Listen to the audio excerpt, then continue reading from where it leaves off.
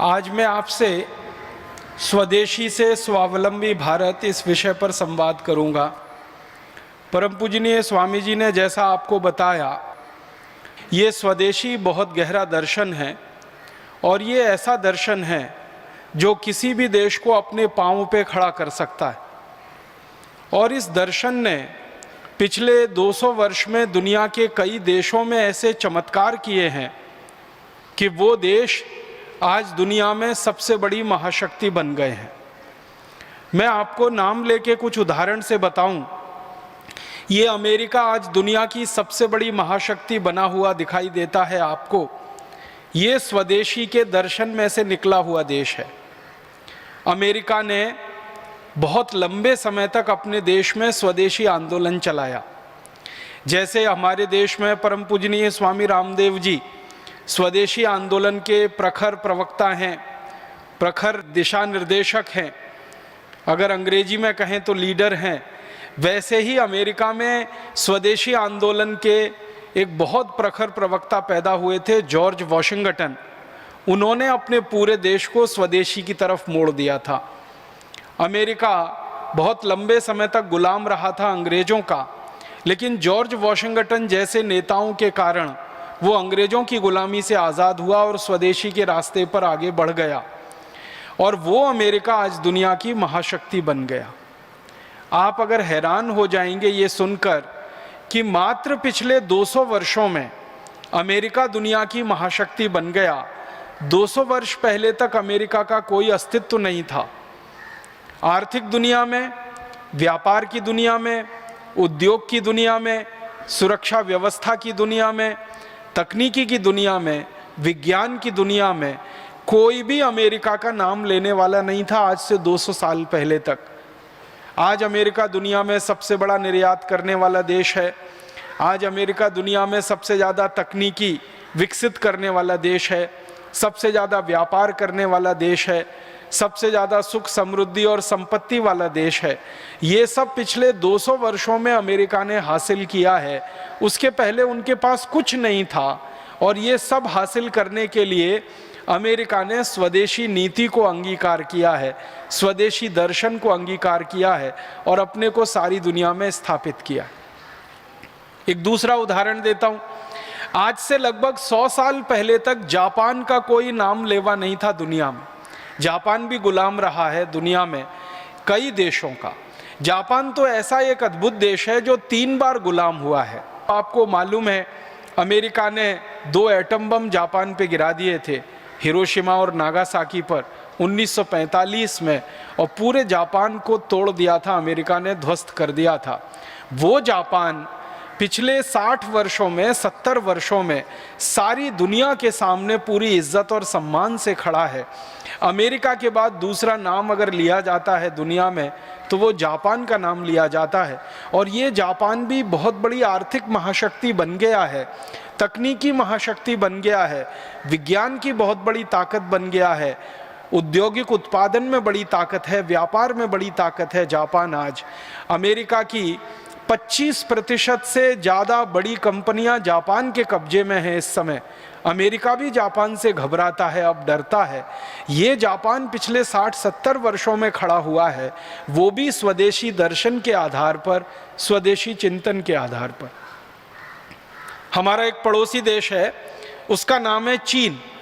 आपको मालूम है, चीन भी एक समय तक अंग्रेजों का गुलाम रहा है। अंग्रेजों ने चीन पे भी कब्जा किया था और पूरे चीन के समाज को अंग्रेजों ने नशे में डुबो दिया था।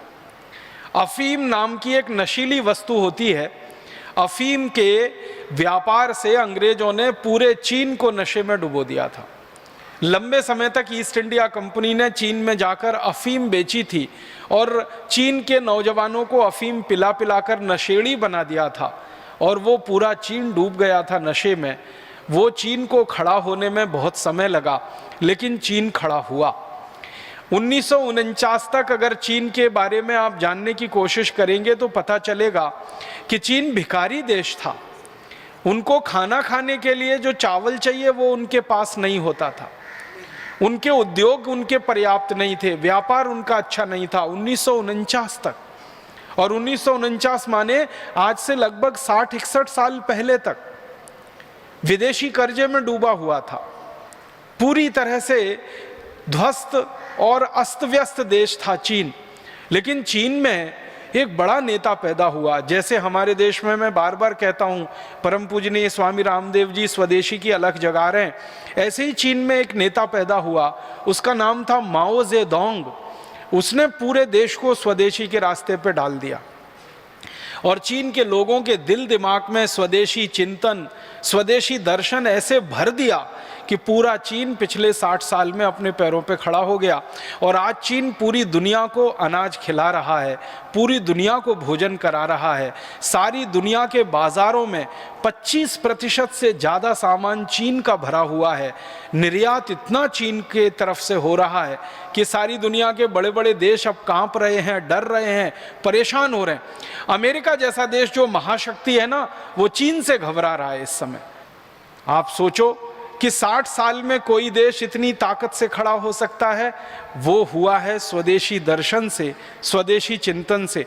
ऐसी कहानी मैं 70 देशों की आपको सुना सकता हूँ जिन्होंने पिछले 200 वर्षों में, 400 वर्षों में, 500 वर्षों में स्वदेशी का दर्शन अपने यहाँ लाया, स्वदेशी का दर्शन अपनी नीतियों में अपनाया, स्वदेशी का दर्शन उन्होंने अपने व्यापार और उद्योग में लाया, तकनीकी में लाया, विज्ञान में लाया, और वो देश स्वावलंबी होकर खड़े हो गए और सारी दुनिया के सामने सीना ठोंक कर कह रहे हैं। तो ये परिवर्तन कैसे होते हैं देशों में? 50 वर्षों में, 60 वर्षों में कोई देश अपने पैरों पे खड़ा हो जाता है, 100 वर्षों में कोई देश अपने पैरों पे खड़ा हो जाता है। और कई देश तो हमारे पड़ोस में है, मलेशिया नाम का देश है, वो तो 24-25 साल में खड़ा हो गया अपने पैरों पर। तो ये सभी देश दुनिया में अगर आप उनका अध्ययन करेंगे, अभ्यास करेंगे, तो पता चलेगा कि वो ताकत से खड़े हुए, स्वावलंबन के साथ और स्वदेशी के आधार पर। इतने सारे देश अगर स्वदेशी के आधार पर दुनिया भर में खड़े हो सकते हैं और महाशक्ति बन सकते हैं, तो भारत भी स्वदेशी के आधार पर ही खड़ा होकर दुनिया की महाशक्ति बन सकता है। इसके अलावा दूसरा कोई रास्ता नहीं। अगर आप विदेशियों पर निर्भर हैं, परावलंबी हैं, तो आप दुनिया में कभी कोई ताकत हासिल नहीं कर सकते। आपके दोनों हाथों के नीचे कोई विदेशी बैसाखी लगी हुई है, जिस दिन उसने किसी ने हटा ली वो बैसाखी, आप तो गिर जाएंगे। तो विदेशी बैसाखियों पर परावलंबी होके, विदेशी चिंतन से, विदेशी अर्थव्यवस्थाओं की नीतियों की नकल से कोई देश कभी आगे नहीं आता। हर देश को आगे आने के लिए स्वदेशी का चिंतन, स्वदेशी का मनन और स्वदेशी का अनुपालन करना पड़ता है अपने जीवन में। तो भारत को हम महाशक्ति बनाना चाहते हैं, ये हमारा संकल्प है। मैं थोड़ी पुरानी बात करके अपनी आज की बात कहूँगा। पुरानी बात माने हमारे इतिहास की बात थोड़ी देर में करूं कि भारत कभी दुनिया में विश्व की महाशक्ति था, विश्व का सिरमौर था, ये हमारे दस्तावेज बताते हैं। अंग्रेजों के आने के समय तक और अंग्रेजों के आने के पहले तक ये देश सारी दुनिया की बहुत बड़ी शक्ति था, महाशक्ति था। और आपको सुनकर हैरानी होगी, क्योंकि हमें तो इतिहास में पढ़ाया नहीं गया, ये सब दस्तावेज अभी खोजे जा रहे हैं तो मिल रहे हैं। हमें तो इतिहास में ये बताया गया कि भारत हमेशा से कमज़ोर देश था, भिखारी देश था, गरीब देश था, सपेरों का देश था, लुटेरों का देश था, डकैतों का देश था, पूरा आकंठ दरिद्रता में डूबा हुआ देश था। ये तो अंग्रेज आए तो उन्होंने भारत का विकास कर दिया। तो हम अंग्रेजों को इस दृष्टि से देखने लगे और अंग्रेजों ने ये इतिहास हमारा हमको बनाकर पढ़ा दिया और दुर्भाग्य से ज़्यादातर पढ़े लिखे लोग उसी इतिहास को मानने लगे। लेकिन जो अंग्रेजी दस्तावेज हैं और अंग्रेजी पुस्तकें हैं उनको देखें तो बिल्कुल उल्टी तस्वीर है। और अंग्रेज खुद कहते हैं इस बात को कि भारत में जब वो प्रवेश करने के लिए आए तो यहाँ की दौलत देखकर हैरान हो गए। एक मोटी सी बात मैं आपके ध्यान में लाना चाहता हूं और आपके दिल दिमाग में बिठाना चाहता हूं कि अगर यही सच था कि भारत गरीबी में डूबा हुआ, अंधकार में डूबा हुआ, दरिद्रता में डूबा हुआ देश था, तो अंग्रेज 250 साल रहे क्यों यहाँ पर? झक मार रहे थे क्या? मुगल आकर हमारे देश में क्यों रहे? क्यों उन्होंने साम्राज्य स्थापित किए? विदेशी हमलावर आए इस देश में 7वीं 8वीं शताब्दी के बाद, वो क्यों आए? जब हम गरीब थे, भुखमरी के शिकार थे, बदहाली के शिकार थे, तो कोई विदेशी क्यों आएगा हमारे यहाँ? ये बात समझने की है कि अगर हमारी सारी खराबियां ही खराबियां हम में थीं तो इतने सारे विदेशी आकर हजारों वर्षों से इस देश में कैसे रह गए। ये बात जब आप समझना शुरू कर देंगे तो आपके ध्यान में आएगा कि कोई किसी दूसरे इलाके में कब जाता है और कोई दूसरे इलाके में कब रहता है, और 1-2 साल नहीं 100-100 200 साल तक रहता है, 250-250 साल तक रहता है। ये तभी जब उन विदेशियों का यहाँ आने पर कोई स्वार्थ सिद्ध होता हो, जब उनका यहाँ आने पर उनकी कोई मतलब सिद्ध होती हो, जब उनका यहाँ आने पर उनकी कोई अपनी सिद्धि होती हो। और वही था, अंग्रेज यहाँ आए थे, बहुत खुशहाल देश था ये देश। जब अंग्रेज आए और यहाँ उन्होंने देखा तो भारत के बारे में अध्ययन किया, अभ्यास किया, तो उन्होंने लिखा कि भारत तो दुनिया में सबसे बड़ा व्यापार करने वाला, उद्योग चलाने वाला देश है, और भारत के व्यापार और उद्योग की स्थिति का बखान करना हो तो एक ही आंकड़ा आपको देता हूं। अंग्रेजों ने भारत के बारे में सर्वे किए, सर्वेक्षण किए और ये बताया कि दुनिया के बाजार में जो सामान बिक रहा है उसमें 33% सामान सिर्फ भारत का बना हुआ है। आज मैं आपको तुलना के लिए बात कह रहा हूं तो समझ में आ जाए, दुनिया के बाजार में इस समय 25% सामान चीन का बिकता है। दुनिया के बाजार में इस समय 25% सामान लगभग अमेरिका का बिकता है। अमेरिका एक देश है, चीन एक देश है, दोनों महाशक्तियां हैं।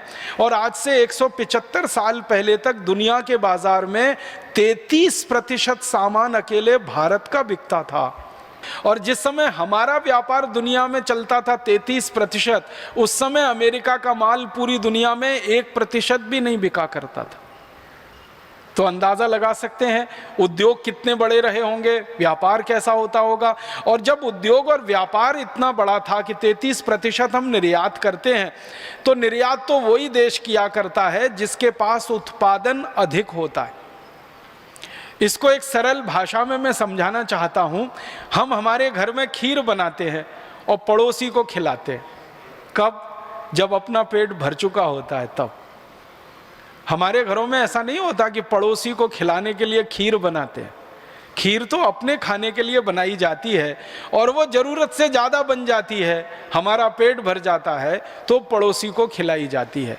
मतलब क्या है, किसी देश का निर्यात कब होता है? जब उस देश की ज़रूरतें पूरी हो जाएं, उसके बाद सामान बच जाए, तब निर्यात किया जाता है।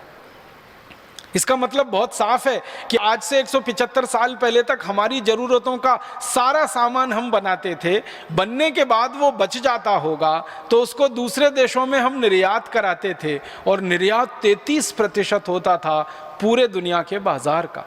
इसका माने हम उत्पादन करते होंगे, कुछ माल बनाते होंगे। तो उत्पादन के आंकड़े हैं भारत के अंग्रेजों के दस्तावेजों पर से आधारित कि भारत का उत्पादन पूरी दुनिया में 43% होता था, पूरी दुनिया में। और इस समय अमेरिका, चीन और जापान तीनों को मिला दें तो तीनों का कुल उत्पादन पूरी दुनिया में 45% है। माने 3 देशों के बराबर का उत्पादन भारत में आज से 175 साल पहले तक था। दुनिया के विश्व के उत्पादन में 43% हम करते थे। और आमदनी के स्तर के जो आंकड़े हैं भारत के, 27% आमदनी सारी दुनिया की भारत के कंट्रोल में होती थी। माने भारत 27% दुनिया के बाजार की आमदनी अपने पास लेता था। आमदनी भी हमको होती थी, निर्यात भी हम करते थे, उत्पादन भी होता था। और उत्पादन इतनी चीज़ों का होता था जो दुनिया के बाजार में धड़ल्ले से बिकती थी। 1-2 चीज़ों के बारे में बताता हूँ। हम स्टील बेचते थे दुनिया के बाज़ारों में। स्टील के बारे में सारी दुनिया में आज ये गलतफहमी है कि स्टील जो है ना, मॉडर्न टेक्नोलॉजी और साइंस का उत्पाद है। माने आधुनिक विज्ञान ने पिछले 100 साल में स्टील बनाकर दिया है। लेकिन भारत के दस्तावेज बताते हैं कि भारत में तो 3000 साल से स्टील का उत्पादन होता रहा और सारी दुनिया में हम बेचते रहे वो स्टील। और हमारे स्टील से जहाज बनते रहे पानी के, और वो जहाज दुनिया की कंपनियां खरीदती रहीं और उससे व्यापार करती रहीं। स्टील हम बेचते थे, कपड़ा हम बेचते थे। कपड़े का इतना अद्भुत उत्पादन इस देश में रहा है क्योंकि दुनिया की सबसे अच्छी कपास हम पैदा करते रहे और वो कपास से कपड़े बनते रहे। ढाका का मलमल, सूरत का मलमल, खंडवा के आसपास के इलाके का मलमल, मध्य प्रदेश में मालवा एक क्षेत्र कहलाता है इंदौर उज्जैन के आसपास का, वहाँ का मलमल दुनिया में प्रीमियम प्राइस पे बिकता था।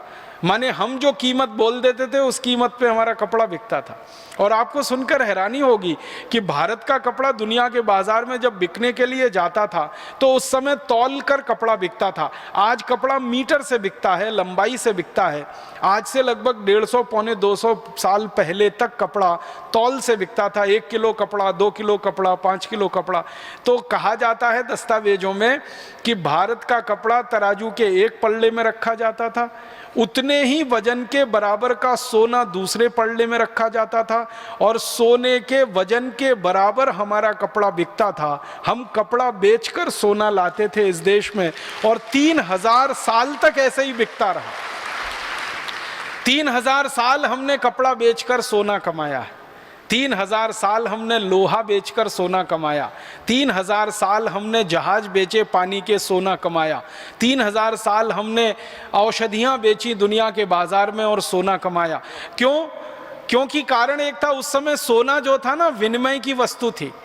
36 तरह के उद्योगों के तो दस्तावेजी प्रमाण अब तक मिल चुके हैं। कुछ और प्रमाण अगर हम ढूंढेंगे तो सैकड़ों किस्म के और उद्योगों के प्रमाण मिल जाएंगे आने वाले समय में। तो ये सारे उद्योग चलाकर दुनिया भर में व्यापार करके हम सोना चांदी हीरे जवाहरात लाए। 3000 साल हमने ये व्यापार किया, उसमें इतना सोना चांदी हीरा जवाहरात इस देश में आ गया कि हमने सोने के मंदिर बना लिए, मंदिरों में हीरे जड़वा दिए, मंदिरों की दीवारों में हीरे जड़वा दिए। आपने सुना है सोमनाथ का एक मंदिर सोने का मंदिर था जिसको लूटने में महमूद गजनवी को 17 साल लगे थे। अब एक ही मंदिर को लूटने में किसी को 17 साल लगे तो कल्पना कर सकते हैं ना कितनी संपत्ति होगी उस मंदिर में। महमूद गजनवी के समय में लिखी गई एक पुस्तक है, वो पुस्तक ये बताती है कि मंदिर की दीवारों में जड़े हुए हीरों को निकालने का काम 17 साल तक वो करते रहे, और तब भी जाके पूरे हीरे नहीं निकाल पाए वो मंदिर की दीवारों से। तो जिस देश के मंदिरों की दीवारों में हीरे जड़े जाएं, जिस देश के मंदिरों की मूर्तियां सोने की बनाई जाएं, जिस देश के मंदिरों के मंडपम सोने के हों, छत्रपम सोने के हों, जिस देश के मंदिरों के किवाड़ सोने के हों, खिड़कियां सोने की हों, अंदाजा लगा सकते हैं उस देश के घर कैसे रहे होंगे। अंग्रेजों के जो इतिहासकार रहे हैं वो बताते हैं कि भारत में जब वो घूमने के लिए आते थे तो किसी घर में खाना खाने के लिए जाते थे तो वो कहते हैं कि घरों में जाते थे तो सोने के सिक्कों का ढेर लगा मिलता था। ये जो अंग्रेजों का एक बड़ा अधिकारी रहा ना, टीवी मैकॉले, जिसने भारत की शिक्षा पद्धति बदली, कानून पद्धति बदली, न्याय पद्धति बदली, वो खुद कहता है कि वो जब भी भारत के किसी व्यक्ति के घर में गया सोने के सिक्कों का उसने ढेर देखा, और जब उसने पूछा कि ये सोने के सिक्के कितने हैं तो जो भारतीय व्यक्ति उसने कहा गिने नहीं है, क्योंकि हमारे पास फुर्सत नहीं है गिनने की, हम तो तौल कर रखते हैं सोने के सिक्के। इसलिए सारी दुनिया की नजरें भारत पर टिकी रहीं, और इसलिए भारत के बारे में अंग्रेजों ने एक उपमा दी कि ये सोने की चिड़िया है, ये सोने की चिड़िया है। तो ये सोने की चिड़िया मतलब सोने से भरपूर, चांदी हीरे जवाहरात मोती माणिक से भरपूर देश रहा। ऐसा देश था। अगर ऐसा देश था तो संपूर्ण स्वदेशी और स्वावलंबी ही रहा होगा, उसके अलावा ये देश बन नहीं सकता ऐसा। तो उसकी खोज जब हम लोग करते हैं आजकल और आगे भी करते रहेंगे तो पता चल रहा है कि इतना स्वदेशी और स्वावलंबन इस देश में रग रग में भरा हुआ था कि ये देश अद्भुत बना। अब मैं मूल बात पे आ रहा हूं कि भारत का ये जो स्वावलंबन और स्वदेशीपन था ये आया कहां से? तो ये आया हमारी ग्रामीण अर्थव्यवस्था में से। अंग्रेजों के आने के पहले तक भारत की अर्थव्यवस्था को 2 हिस्सों में बांटकर अगर हम देखें तो एक थी नगरीय अर्थव्यवस्था और एक थी ग्रामीण अर्थव्यवस्था। जो ग्रामीण अर्थव्यवस्था थी वो मूल में थी, और नगर की जो अर्थव्यवस्था थी वो ग्रामीण अर्थव्यवस्था पर आधारित हुआ करती थी। मतलब सीधे शब्दों में कहूं तो गांव हमारे संपूर्ण स्वावलंबी हुआ करते थे और नगर हमारे गांव के ऊपर निर्भर हुआ करते थे। मतलब सीधा सा ये है कि गांव में उत्पादन होता था और नगर में जाकर वो बिका करता था। गांव कैसे हुआ करते थे? जिन अंग्रेज इतिहासकारों ने भारत की ग्रामीण अर्थव्यवस्था पर अध्ययन किया है और जिन अंग्रेज शासकों ने भारत की ग्रामीण अर्थव्यवस्था को तोड़ा है, दोनों के आधार पर मैं बात करता हूं आपसे। कुछ अंग्रेज ऐसे आए जिन्होंने भारत की पूरी ग्रामीण अर्थव्यवस्था को तहस नहस कर दिया, तोड़ दिया। उनमें से एक अंग्रेज था, उसका नाम था डलहौजी, जिसके बारे में मैं बहुत बार कह चुका हूं। ऐसे ही एक अंग्रेज था विलियम वेंटिंग, जिसने भारत की ग्रामीण अर्थव्यवस्था को पूरा तार तार कर दिया। तो जिन अंग्रेजों ने भारत की ग्रामीण अर्थव्यवस्था को तोड़ा, उन्होंने भारत में क्या देखा गांव में, और जिन अंग्रेजों ने भारत की ग्रामीण अर्थव्यवस्था पर अध्ययन और अभ्यास किया इतिहासकार के रूप में, उन्होंने क्या देखा भारत के गांव में, तो वो मैं उनके ही शब्दों में सुनाता हूं। एक अंग्रेज इतिहासकार लिख रहा है भारत के गांव के बारे में। वो ये कह रहा है, भारत के बहुत सारे गांवों में गया, अध्ययन किया, और अध्ययन करने के बाद वो पहला एक वाक्य लिखता है गांव के बारे में कि भारत के गांव में बाहर से सिर्फ एक चीज आती है और वो है नमक।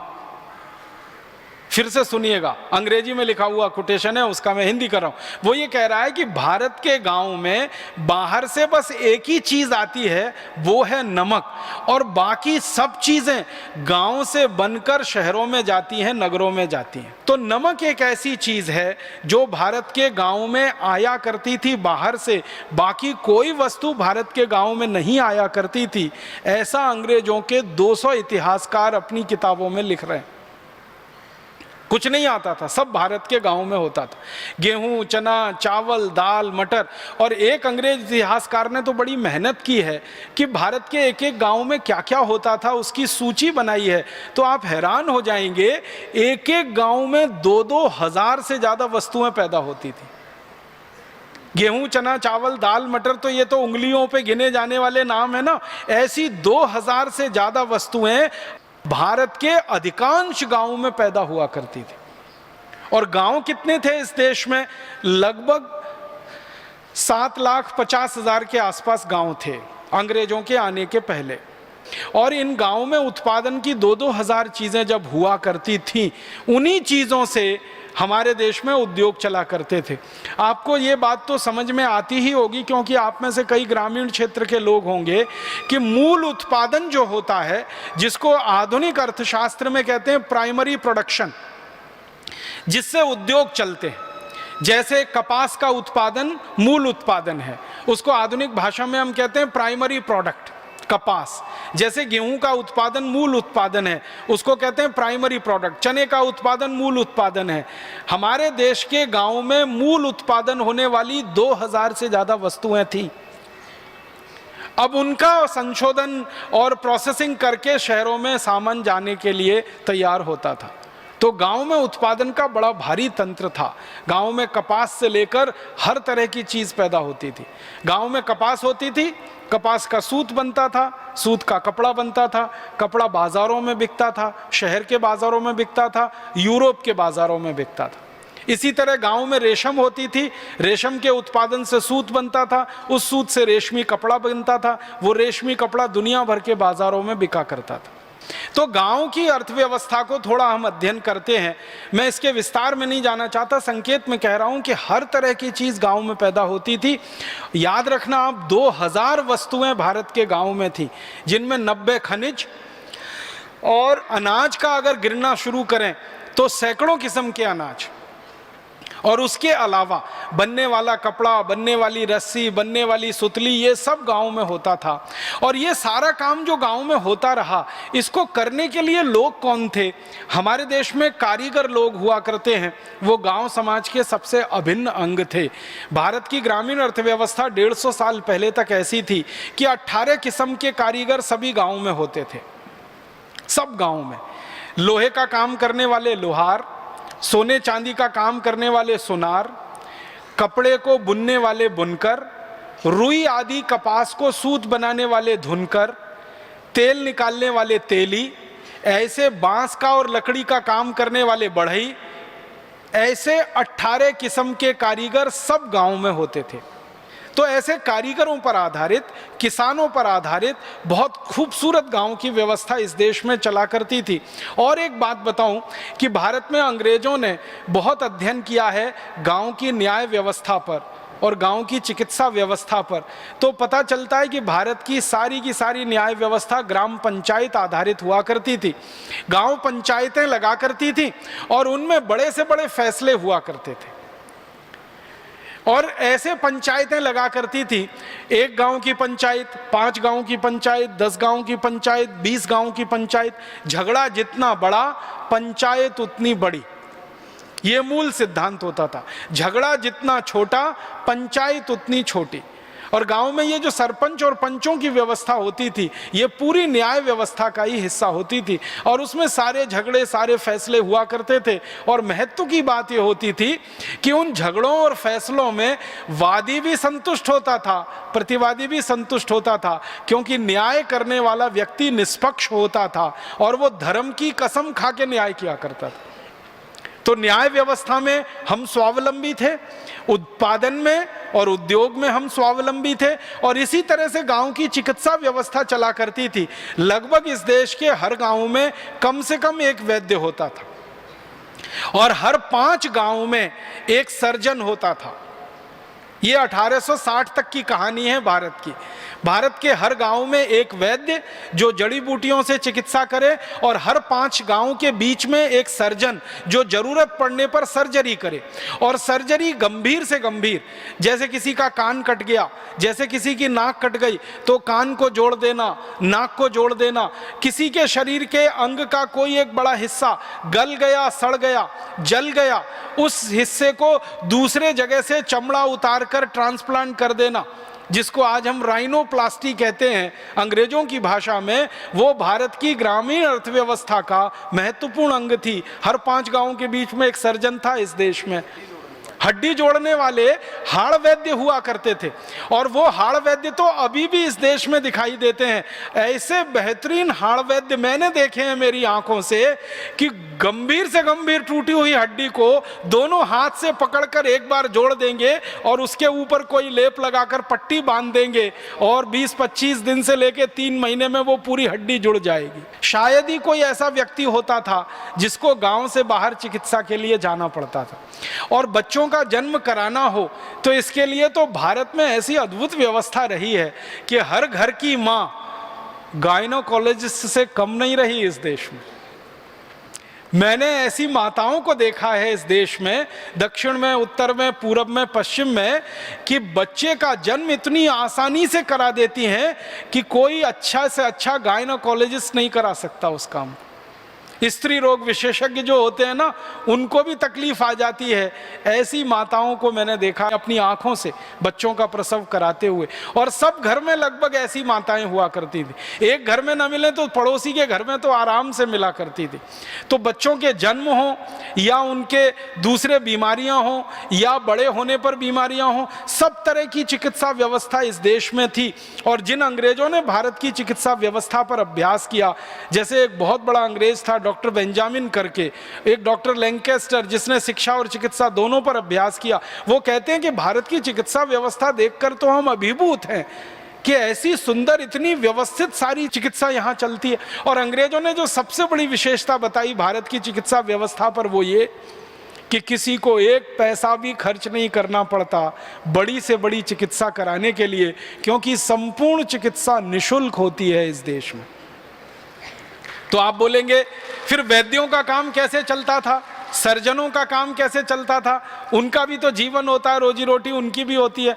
तो पता चलता है कि गांव के सब लोग मिलकर वैद्य जी का घर चलाते थे, गांव के सब लोग मिलकर सर्जन का घर चलाते थे, गांव के सब लोग मिलकर हाड़ वैद्य का घर चलाते थे। माने वैद्यों को, चिकित्सकों को अपनी उपजीविका के लिए चिंता नहीं करनी पड़ती थी। जो भी उनके घर आता था कुछ ना कुछ लेके आता था, तो उससे उनकी व्यवस्था चलती थी। बहुत अद्भुत चिकित्सा व्यवस्था रही। और उसका कारण ये था कि हजारों किस्म की जड़ी बूटियां चूंकि इस देश में गांव-गांव में होती रहीं, इसलिए चिकित्सा व्यवस्था स्वावलंबी रही। इसी तरह से शिक्षा व्यवस्था हमारी संपूर्ण स्वावलंबी थी गाँव में। लगभग हर गाँव में एक गुरुकुल था, कोई कोई गाँव में तो 2 गुरुकुल थे, कोई कोई गांव ऐसे हैं जहां 3 गुरुकुल थे, लेकिन कम से कम एक गुरुकुल तो हर गांव में था। और गुरुकुल जब मैं शब्द इस्तेमाल कर रहा हूं तो आज की तुलना में जब आप इसको समझने की कोशिश करें तो 12वीं कक्षा तक का विद्यालय, इसका मतलब था अंग्रेजों के आने के पहले का गुरुकुल। 12वीं कक्षा तक की शिक्षा आज जिस विद्यालय में दी जाती है, जिसको हम हायर सेकेंडरी स्कूल कहते हैं, वैसे इस देश में 7,32,000 से ज़्यादा गुरुकुल थे अंग्रेजों के आने के पहले। गांव लगभग 7.5 लाख थे और गुरुकुल 7,32,000 थे। माने एक आध कोई गांव को छोड़ दिया जाए तो हर गांव में गुरुकुल थे। और गुरुकुल के ऊपर उच्च शिक्षा के लिए, उच्च विद्या के लिए कॉलेज स्तर के केंद्र थे, जिनको आज हम डिग्री कॉलेज कहते हैं और जिनको हम यूनिवर्सिटी कहते हैं। तो डिग्री कॉलेज और यूनिवर्सिटी दोनों मिलाएं तो ऐसे 14,000 केंद्र थे भारत में अंग्रेजों के आने के पहले तक, दक्षिण में, उत्तर में, पूर्व में, पश्चिम में। और जिसको आज हम साक्षरता की दर कहते हैं ना, ये साक्षरता की दर 97% थी पूरे भारत में, जो आज आज़ादी के 60 साल के बाद, 63 साल के बाद सिर्फ 50% है। अंग्रेजों के पहले साक्षरता 97% थी। अद्भुत शिक्षा व्यवस्था थी। एक आध ही गांव में कोई मिलता था जिसको पढ़ना लिखना नहीं आता हो, सबको पढ़ना लिखना आता था। जो अंग्रेज आए हैं इस देश में, वो अपने देश से हमारी तुलना करते हैं इतिहास की किताबों में। कई अंग्रेज कहते हैं कि हमारे देश में तो सबसे पहला स्कूल 1868 में शुरू हुआ लंदन में, लेकिन भारत में तो उससे हजारों साल पहले से 7,32,000 से ज़्यादा स्कूल चल रहे हैं। वो कहते हैं हमसे ज़्यादा शिक्षा में भारत ऊंचा। तो शिक्षा में हम स्वावलंबी थे। गुरुकुलों में पढ़ाए जाने वाले विषय बहुत अद्भुत हुआ करते थे। आपके मन में एक गलतफहमी ये हो सकती है कि गुरुकुल का माने खाली संस्कृत पढ़ाई जाती होगी, गुरुकुल का माने खाली वेद और उपनिषद पढ़ाए जाते होंगे। गुरुकुल हमारे देश में इंजीनियरिंग के भी हुए हैं, जहाँ सिविल इंजीनियरिंग पढ़ाई जाती थी, कंस्ट्रक्शन। गुरुकुल हमारे देश में एस्ट्रोफिजिक्स के हुए हैं, जो आज का आधुनिकतम शास्त्र माना जाता है। गुरुकुल हमारे यहाँ केमिस्ट्री के हुए हैं, गुरुकुल हमारे यहाँ सर्जरी के हुए हैं, गुरुकुल हमारे यहाँ मेडिसिन के हुए हैं, गुरुकुल हमारे यहाँ मेटलर्जी के हुए। मेटलर्जी जिसको हम धातु विज्ञान कहते हैं, धातु शास्त्र कहते हैं, सारी दुनिया में आधुनिकतम शास्त्रों में ये माना जाता है, उसके हमारे यहाँ सैकड़ों गुरुकुल रहे हैं। तो 18 से ज़्यादा विषय पढ़ाए जाने वाले गुरुकुल थे और हर गुरुकुल में संस्कृत, वेद और उपनिषद ये अनिवार्य था। इसलिए वेद सबको मालूम था, उपनिषद सबको आते थे और वेद के अलावा जो दूसरे शास्त्र हैं उनका भी ज्ञान सबको होता था। उसके साथ में एस्ट्रोफिजिक्स आती थी, एस्ट्रोनॉमी आती थी, मेटलर्जी आती थी। ये सब आधुनिकतम विद्याएं हमारे गुरुकुलों में पढ़ाई जाती रही। 175 साल तक पहले का भारत इतना अच्छा, स्वस्थ, समृद्ध, संपत्ति वाला, गांव-गांव स्वावलंबी, और 175 साल में इतना गड़बड़, इतना गिर गया। तो उसके गिरावट के पीछे का जो कारण है वो कारण है अंग्रेजों के बनाए गए कानून और उनकी बनाई गई नीतियां। उन कानून और नीतियों के चलते हम नीचे तक गिर गए, गरीब, भुखमरी, बदहाली के शिकार हो गए। अब आता हूं आज की बात पर कि अब हमको फिर हमारे देश के गांव स्वावलंबी बनाने हैं और नगरों को, शहरों को गांव के आधार पर खड़ा करना है। तो गांव स्वावलंबी हो जाएं तो हमारे शहर और नगर भी स्वावलंबी हो जाएंगे, और गांव और शहर स्वावलंबी हो गए तो भारत फिर से स्वावलंबी हो जाएगा। हमें हमारे देश की व्यवस्थाओं को फिर से स्वावलंबी बनाना है, किसी पर निर्भर नहीं होना। पर निर्भरता सबसे बड़ा अभिशाप है जिसमें से सारे दुर्गुण निकलते। दुनिया के सारे समाजशास्त्री एक बात कहते हैं कि जिन देशों का स्वावलंबन चला जाता है उनकी आज़ादी कभी भी चली जाती है, और जिनकी आज़ादी चली जाती है उनका सब कुछ चला जाता है। उनकी समृद्धि चली जाती है, उनकी संपत्ति चली जाती है, उनका ज्ञान चला जाता है, उनका चरित्र चला जाता है, उनके जिंदगी से हर चीज़ खत्म हो जाती है जिनकी आज़ादी चली जाती है। और आज़ादी जाने का एक सबसे बड़ा कारण है परावलंबन, स्वावलंबन का खत्म होना। तो हम नहीं चाहते कि भविष्य में भारत की आज़ादी फिर चली जाए। हम नहीं चाहते कि हम अभी भी परावलंबी होकर जिए। हमने 200-250 साल अंग्रेजों का परावलंबन झेला है, अब इसको ज़्यादा दिन झेलने की हमें ज़रूरत नहीं है और गरज नहीं है। अपने समाज को स्वावलंबी बनाना, अपने पैरों पे खड़ा करना। अब अपने समाज को स्वावलंबी बनाना, पैरों पे खड़ा करना, तो ये शुरुआत गाँव से ही होगी, क्योंकि अभी भी हमारे देश में आज़ादी के बाद 6,38,365 गांव हैं, तो गांव को ही पहले स्वावलंबी बनाना पड़ेगा। शहरों की संख्या तो 680 है और गांव 6,38,365 है। तो 6,38,365 की तुलना में 680 तो बहुत छोटी संख्या है। अगर आप निकालेंगे तो 1% से भी नीचे निकलती है। तो शहर तो स्वावलंबी हो ही जाएंगे क्योंकि बहुत थोड़े हैं। गांव को स्वावलंबी हम बना लें, ये हमें काम करना पड़ेगा। अब आप बोलेंगे जी गांव स्वावलंबी हो उसके लिए क्या करना पड़ेगा? तो सबसे पहला काम हमें जो करना पड़ेगा कि गांव जिन कानूनों के चलते परावलंबी हुए हैं उन कानूनों को जड़ मूल से खत्म करना पड़ेगा। और ज्यादा कठोर शब्दों में कहूं तो इन सब कानूनों को आग लगा देनी पड़ेगी जिन कानूनों ने हमारे गांव को परावलंबी बनाया।